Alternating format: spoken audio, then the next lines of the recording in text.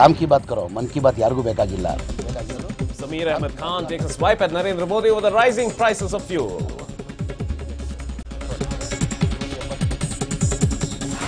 Karnataka State Highways Improvement Project Office will be moving to Hassan despite severe opposition.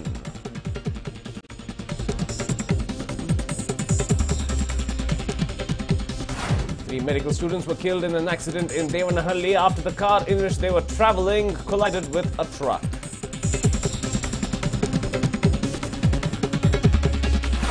Foul smell, poor ventilation and unhygienic conditions plague the maternity ward of the Chamarajanagar District Hospital. People forced to cover their noses.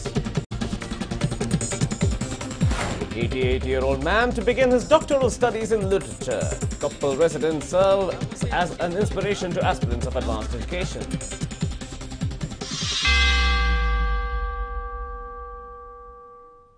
Hello and welcome to News 9. I'm Nikhil Vasuki. We begin with some big news coming in. The state government to control officials' foreign johns. That is the latest news coming in. Officials must henceforth take permission from concerned ministry and not directly to the chief minister. Officials must give a clear objective of their foreign trips and the benefit that these foreign trips will be having to the government. Government officials must get clearance from the External Affairs Ministry as well. The officials must get the permission from the Union Home Ministry if they plan to enjoy hospitality in the host country. A notification issued by Department of Personnel and Administrative Reforms. That's the latest coming in from the state government. All state governments, but especially right here in Karnataka too, the state government is seeking to control officials' foreign johns, and officials are required to seek permission from the concerned ministry and not go through the chief minister. There must be a clear objective for these foreign trips and the benefit of these foreign trips to the government. The government officials must get clearance from the External Affairs Ministry as well as from the Union Home Ministry if the officials plan to enjoy hospitality in the host country. This notification was issued by the Department of Personnel and Administrative Reforms.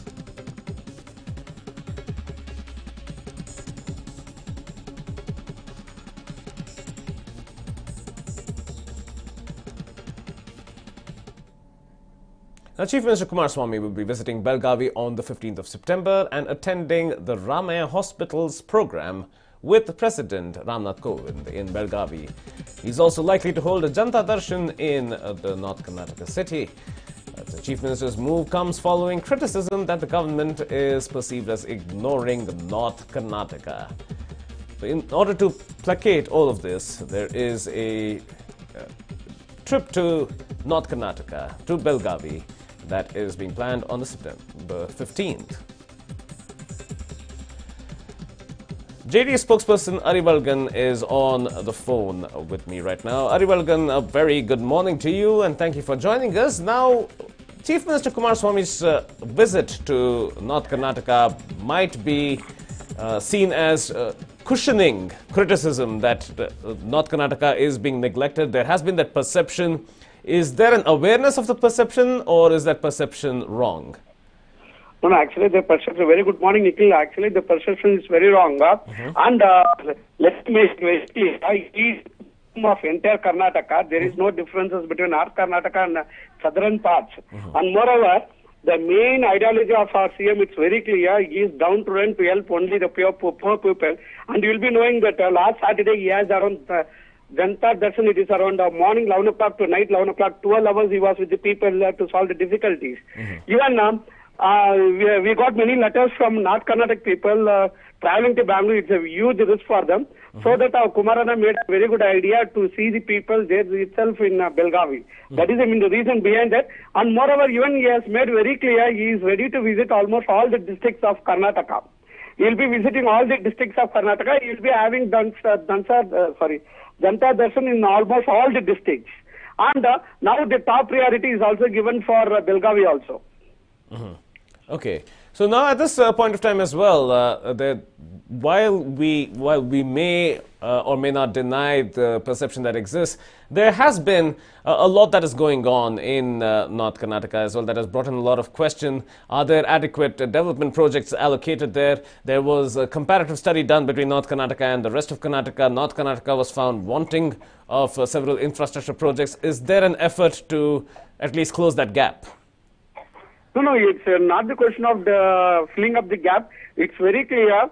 We as a ruling party, it is our bonded to look after all the people of Karnataka, not only North Karnataka, South Karnataka. We are meant for all the people. And moreover, our CM is always for the people. He is always for the people. And moreover, this North Karnataka, what they do politics, it is only done by BJP people. As we have done everything for North Karnataka and we are given top priority also. So that even you could have been known now, we are even shifting many of offices to North Karnataka also. Since people were saying we are not giving importance for North Karnataka, Kumarana made idea to shift some of the offices to Belgaum also. So this is the initial steps what he is taking. And he is made very clear, he is giving equal rights for all parts of Karnataka, not only Northern Karnataka, Southern, he is giving equal rights for all the parts of Karnataka.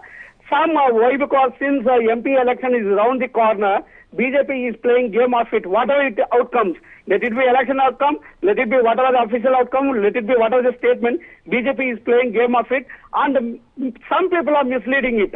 To overcome this all misleading by the people and leaders of BJP, it's our bonded duty to directly go to the people and solve the problem, whatever it is. Right. Well, thank you, Ariwalagan, for joining us and giving us your perspective on this. So certainly now, is this damage control, at least from the state government side? That remains to be seen.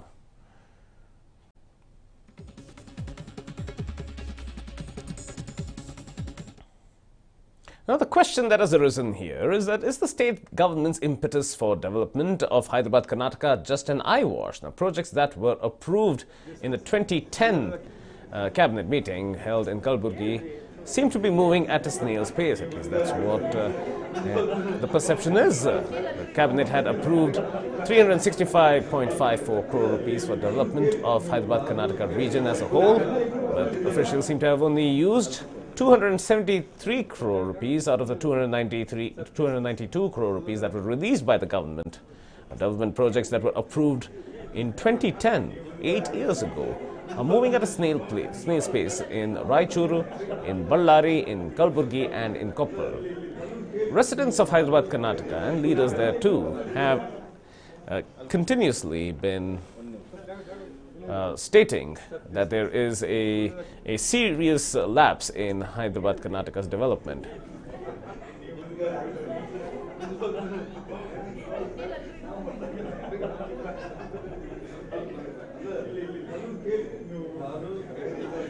It was back in the year 2010 that a decision was taken in Kalburgi that Hyderabad, Karnataka would be getting a fair bit of work done for it.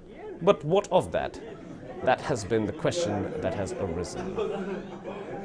Now, many persons were part of the meeting. There was Yediyurappa, there was Jagdish Shettar, there was Janardhan Reddy as well, all of whom had some key points to make as far as allocation of funds was concerned. But have these funds been adequately used? Certainly not. That is what the people of Hyderabad, Karnataka are saying. Now, the Food and Civil Supplies Minister for Karnataka, Zamir Ahmed Khan, lashed out at Prime Minister Narendra Modi today in Hubballi. He said that the central government is mum over the hike in fuel prices. He also criticized the Prime Minister's Achhe Din promise, asking if these were the Achhe Din. He said, "We don't want the Prime Minister's Man Ki Baat, but we want Kaam Ki Baat," alluding to his monthly address that merely talking is not enough, there has to be action as well. Let's listen to what Zamir Ahmed Khan said in Hubballi. ಈ ಜನಗಳಿಗೆ ಅರ್ಥ ಆಗಲಿ ಅಂತ ನಮ್ಮ ಕಾಂಗ್ರೆಸ್ ಸುಮ್ಮನೆ ಕೂತಿದ್ವಿ ನಾವು. ಜನಗಳಿಗೆ ಅರ್ಥ ಆಗಬೇಕನೆ. ನಾವು ಪದೇ ನಾವು ಮಾಡ್ಕೊಂಡು ಹೋದರೆ 60 ರೂಪಾಯಿ ಇದ್ದಿದ್ದು ಡೀಸೆಲ್ ಇವತ್ತು ಪೆಟ್ರೋಲ್ ಇವತ್ತು 80 ರೂಪಾಯಿ ಚಿಲ್ಲರೆ ಆಗಿದೆ. ಏನೇ ಅಚ್ಚೇ ದಿನ ಹೆಂಗೆ ಇದೆ ಮೋದಿ ಅವ್ರದ್ದು ಅಚ್ಚೇ ದಿನ. ಭಾಷಣದಲ್ಲಿ ಎಲ್ಲ ಕಡೆ ಹೇಳಿದ್ರು ಅಚ್ಚೇ ದಿನ ಹೆಂಗೆ ಇದೇ ಅಚ್ಚೇ ದಿನ ಬಂದಿರೋದು ನಮ್ಮ ದೇಶಕ್ಕೆ. ಮನ್ ಕಿ ಬಾತ್ ಕ್ಯಾ ಮನ್ ಕಿ ಬಾತ್ ಕಾಮ್ ಕಿ ಬಾತ್ ಕರೋ. ಮನ್ ಕಿ ಬಾತ್ ಯಾರಿಗೂ ಬೇಕಾಗಿಲ್ಲ. ನಮ್ಗೆ ಬೇಕಾಗಿರೋದು ಕಾಮ್ ಕಿ ಬಾತ್ ಬೇಕಾಗಿರೋದು. So Zamir Ahmed Khan saying exactly what was just stated right now, the fact that the people want Kaam Ki Baat, or talk of work, not talk of what's on one's mind, as the Man Ki Baat address happens every month. Criticisms being leveled against the Prime Minister, but there have been a lot of words of defense against this price hike in fuel, stating that it is an economic phenomenon and there's nothing that the central government could have done to placate these concerns. ಪದೇ ಪದೇ ನಾವು ಮಾಡ್ಕೊಂಡು ಹೋದರೆ 60 ರೂಪಾಯಿ ಇದ್ದಿದ್ದು diesel ಇವತ್ತು petrol ಇವತ್ತು 80 ರೂಪಾಯಿ ಚಿಲ್ಲರೆ ಆಗಿದೆ. ಏನೇ ಅಚ್ಚೇ ದಿನ ಹಂಗೆ ಇದೆ ಮೋದಿ ಅವರು ಅಚ್ಚೇ ದಿನ but Now, the Dharwad High Court has ordered the immediate election for the post of chairman of PLD Bank in Belgavi. The Tehsildar had postponed the election indefinitely, saying that one of the bank's directors was missing. Other directors, who are the supporters of Lakshmi Hebbalkar, had reportedly approached the High Court seeking a continuation of the election. The election was earlier scheduled to be held on the 28th of August. Now the High Court has ordered an immediate scheduling of elections for the post of chairman of the PLD Bank in Belgavi. Many of the directors, who incidentally are supporters of Lakshmi Hebbalkar, senior Congress leader, had approached the High Court, and the High Court has meanwhile ordered for the polls to be conducted. No more postponement of these polls.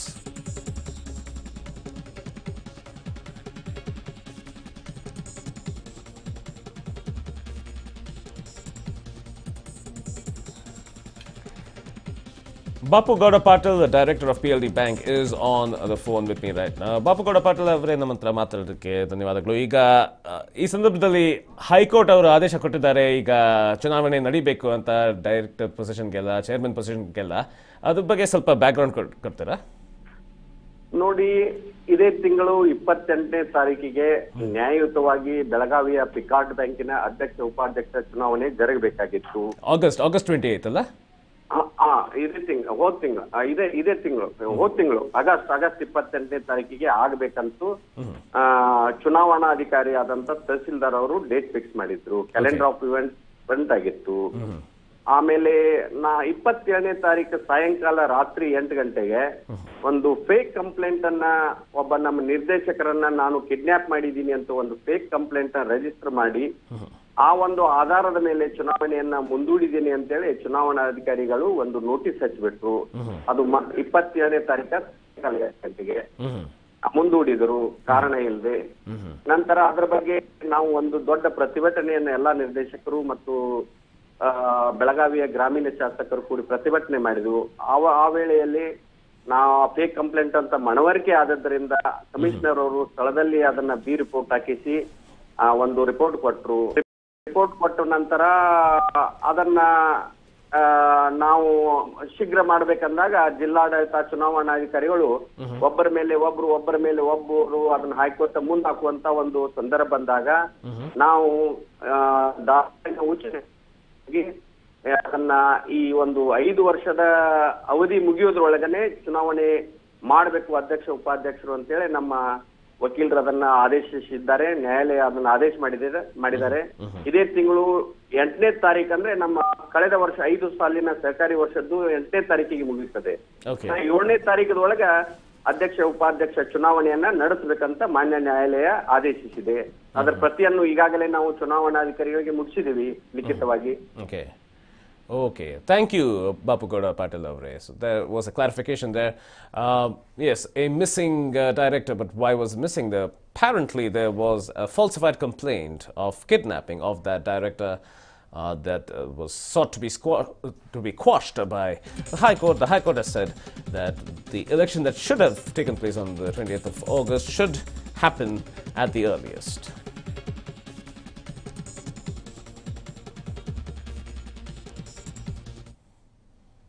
On this day, the 5th of September 2017, 1 year ago, journalist and activist Gauri Lankesh was shot to death outside her Rajarajeshwari Nagar home.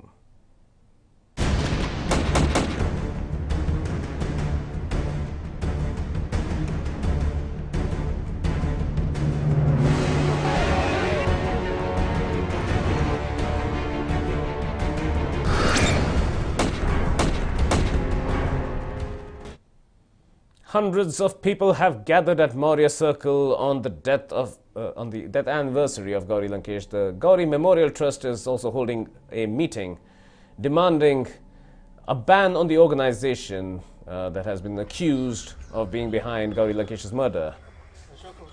Here we see family members and well-wishers at the grave of Gauri Lankesh paying tribute to her. Prakash Raj can be seen there as well. He was one of the more vocal persons who spoke out after the shooting death of Gauri Lankesh.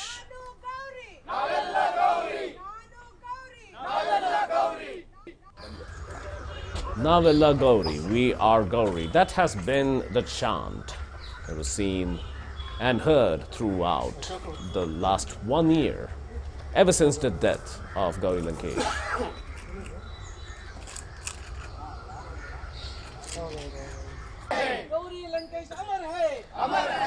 Progressive activist Akaya is on the phone with me. Thank you for joining us now. It has been 1 year since Gauri Lankesh has been shot to death. But at the same time, the question that remains over here is that expression and thought, there has been a consistent effort to suppress that, at least from some groups as well. Are you satisfied with the way things are going right now with the investigations? I think it is so unfortunate that we are celebrating 1 year of Gauri Lankesh's assassination. It is very heartening. It is also quite disappointing that they are first women journalists in the entire state who supported the rights of transgender and marginalized sections of our society has been assassinated for the ideological perspective. I think knife is sharper, to compare to the pen and the knife, I think the pen becomes more stronger than the knife. In that context, we have lost, Gauri Lankesh. It is so heartening for me as a transgender person, as a sexual minorities rights activist, I think the investigation is, up to an extent that has come to one stage. My concern is that I demand that the government of India, the government of India, the government of Karnataka needs to speeden its process. For the speedy, inquiry about this, and the culprits have to be punished. And there is no compromise on this. Yes. And in this 21st century, the entire constitution is under shiver. It is a threat. I think now the lives of Gauri and people like us as Gauris, our lives should be protected by the government of India, the government of state. That is their major responsibility. And today we shall be starting our Raj Bhavan Chalo in very couple of minutes and couple of, half an hour or 1 hour so. We'll be going to meet the Honorable Governor to submit a memorandum. Apart from that, they'll be also having a cultural evening and they'll also be having panel discussion. We'll be discussing about the socialism and secularism perspective. I think in that context, we'll be showing what is the strength of the ideological perspectives that people who, like us, follow as secularism and socialism. Right. I think this gives a clear message to society that what we're wanting to do. I think hate not, just love people. Right. Are you satisfied with the way investigations have been going on for the last 1 year? Are you satisfied with the direction and the intensity of it all? I think I'm quite disappointed. I'm quite disappointed. Okay. It is almost 365 days. Though we are having a huge amount of police authority who are short enough, my question is why this consistent delay in this process? Right. Why did the police department or the government took so long? I think this is quite far from justice. And the culprits are just playing outside. They're just like heroes. And they shouldn't be like that. Right. They have no right under the law. They can't kill people. If you're killing people, who gave you the power? Who gave you the right to kill people? We are a nation who follow and practice love and affection. And that needs to be followed by the entire country. Right. And we stand by, India stands for humanity. And today the world is seeing India as a, killing country. We are an assassinating country. That is quite disappointing for this country. Right. And I'm being part of this nation, I don't want to see this. Right. And lastly, before I let you go, okay, given that there is so much going on out there, there is a call for affirmative action so that freedom of expression and freedom of thought is protected without having to face the fear of the lead bullet. What, according to you, should be done from central government's perspective, from the state government's perspective as well, to protect this right for speech. We'll try to get back to Padmashali, but as you could hear, there was a lot going on there as a tribute, a function of tribute to the late Gauri Lankesh, who was shot to death in Rajarajeswari Nagar here in Chamarajpet at the site where she's buried. We're seeing so many who have gathered to pay tribute to Gauri Lankesh.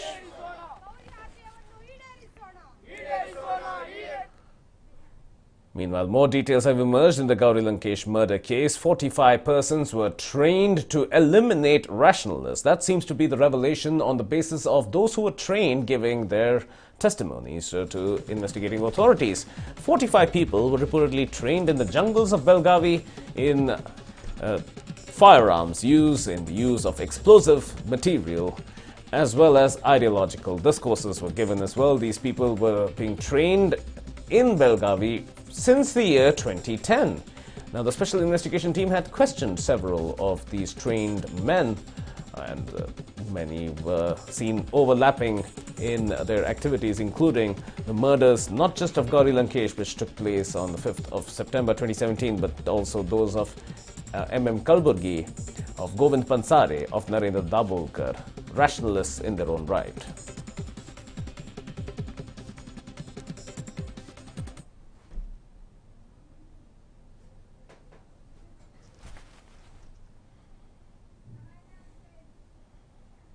Now, moving on, the Karnataka State Highways Improvement Project Office is being shifted to Hassan even amid stark opposition from the people of Belgavi.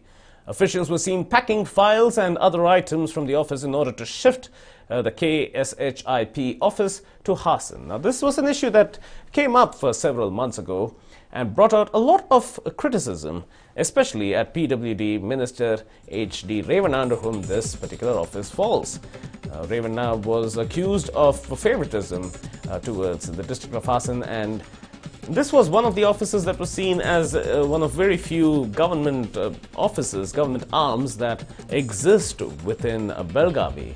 And the people of Belgavi, officials in Belgavi, have all complained that this being there in Belgavi at least gave some attention of the state government towards Belgavi, but that was not manifested anymore if this office were to move to Hassan.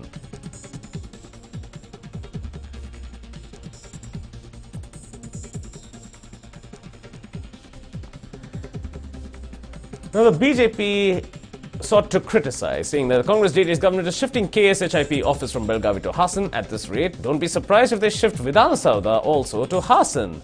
Kumaraswamy's government is time and again ensuring other districts are deprived of any such office, any such development.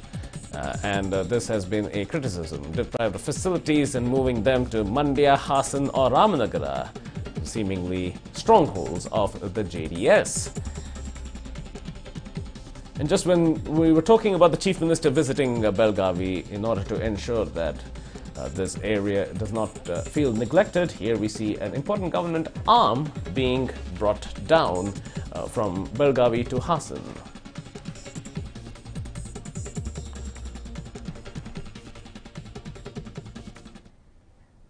Big news coming in. 2 foreigners held for installing a skimming device at ATMs. That's the latest coming in. This is a device that goes over the card reader and matches the card reader. Exactly, the arrested men would withdraw money by fraudulent means. The Kothnur police have seized the skimming device and the duplicate ATM cards from the accused. The accused are wanted in more than 20 cases. That's the latest coming in. The arrested men would withdraw money by fraudulent means, and 2 foreigners have been held for installing the skimming device in these cards. These 2 are the men who were apprehended by the Kothnur police, and at least 20 cases exist where they are wanted. They were identified in the Kothnur police station. It is yet to be determined where else they have perpetrated this activity. So this is a device that resembles the card reading machine, the card reading portion of the ATM, that also scans through the magnetic strip and takes all details pertaining to a person's bank account, replicates it, and enters itself into a back-end database that these perpetrators would have access to. And using those numbers are enough, including the CVV number, which is engraved behind the card, are enough to conduct online purchases. A series of thefts have been reported from 6 stores in Ramnagara. This incident took place at the CMC complex in Vivekananda Nagar in Mandya. Here we see CCTV footage of the thieves on a motorcycle. Here are 3 thieves in total, all 3 riding on one motorcycle. Interestingly, without their faces covered, and the CCTV has been able to successfully identify them by their faces. Now, these 3 thieves crowbarred a bunch of shutters open, walked in, so slid in through the bottom, and stole whatever was accessible at a time. It is yet to be determined what the extent of losses were. In this particular case, a shutter has been jimmied open to such a large extent that is damaged. Here we see forensic officers brushing this particular shutter for fingerprints. Another shutter that has been completely bent out of shape. They're testing for fingerprints as well at the same time, looking for losses in terms of cash or goods. This is the CCTV footage that has been obtained, and it is yet to be ascertained if these 3 individuals have been identified as of yet, although their faces can be clearly seen. And if so, have they been apprehended? All 6 thefts happened in the same commercial complex. This is the CMC complex in Vivekananda Nagara.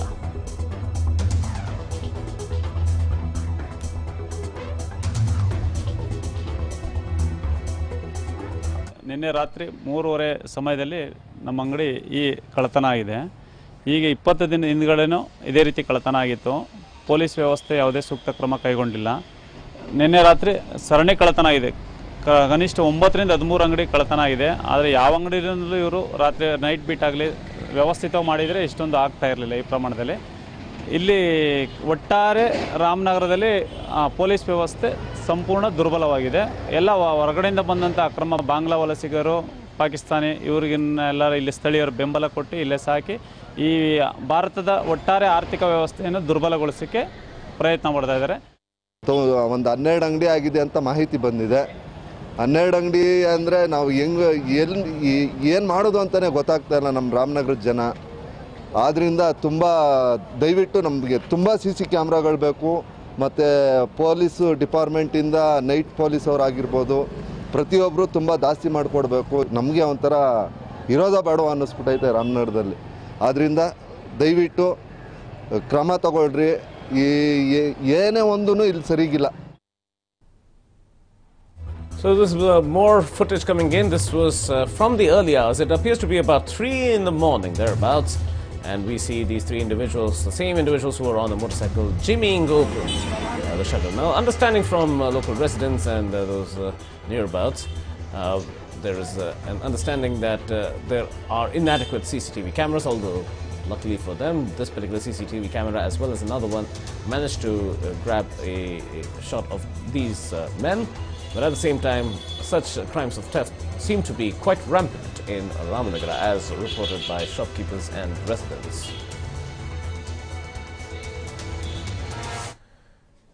A horrific accident was reported from Devanahalli, where 3 medical students were killed in an accident in the area that is surrounding the airport.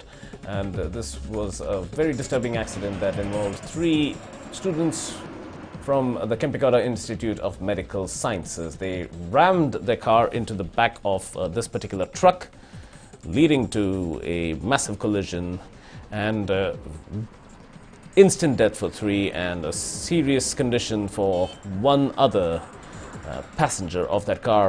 An absolutely horrific accident that was reported that has left parents in turmoil as well. Now, the area has been sanded off, but just take a look at the extent of the accident. It happened in the wee hours, and speeding is said to be a factor.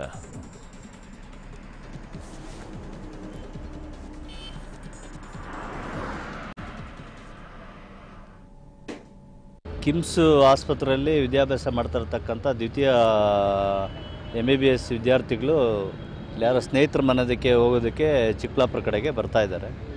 ಬರ್ತಾ ಇರಬೇಕಾದ್ರೆ ಹೈವೇನಲ್ಲಿ ಗಾಡಿ ಕೆಟ್ಟು ನಿಂತಿದೆ, axle ಕಟ್ಟಾಗಿ.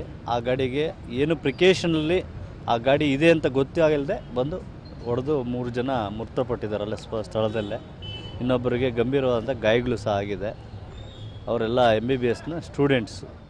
ಚೇಟಾಗಿ ಬಂದ್ವಿ. ಅಷ್ಟೊಳಗೆ ಬರೋದ್ರೊಳಗಾಗಿ ಇಲ್ಲಿ ಡಮಾರ್ ಅಂತ ಅಷ್ಟೇ. ನಾವು ತಿರುಗಿ ಹೋಗ್ಬಿಟ್ಟು ಏನೋ ಲಾರಿ ಏನೋ ಟೈರ್ ಏನೋ ಹೊಡೆದೋಗೈತೆ ಅಂತ ಹೇಳ್ಬಿಟ್ಟು ಹೊರಟೋಗ್ಬಿಟ್ವಿ ನಾವು. ಹೊರಟೋಗ್ತಾನೆ ಆಮೇಲೆ ಪೊಲೀಸ್ನವ್ರು ಯಾರೋ ಬಂದು ಕೂಗ್ಲಾಡ್ತಾಯಿದ್ರು. ಅಷ್ಟೇ ನಮ್ಗೆ ಕೇಳಿಸಿದ್ದು. ಅದೇ ಲಾರಿನೂ ಒಂದು ಕಾರ್ ಆಗಿದೆ ಅದರಲ್ಲಿ 3 ಐತೆ ಅಂತಂದ್ರು ಅಷ್ಟೇ. ಹ್ಞೂ ಇಲ್ಲ.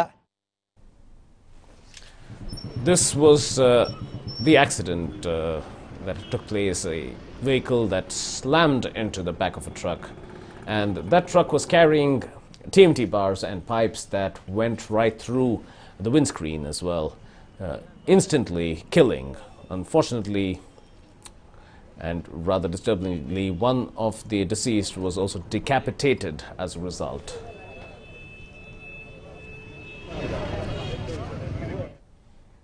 And that's a wrap on this edition of the Bulletin. We leave you with Filmy Superfast.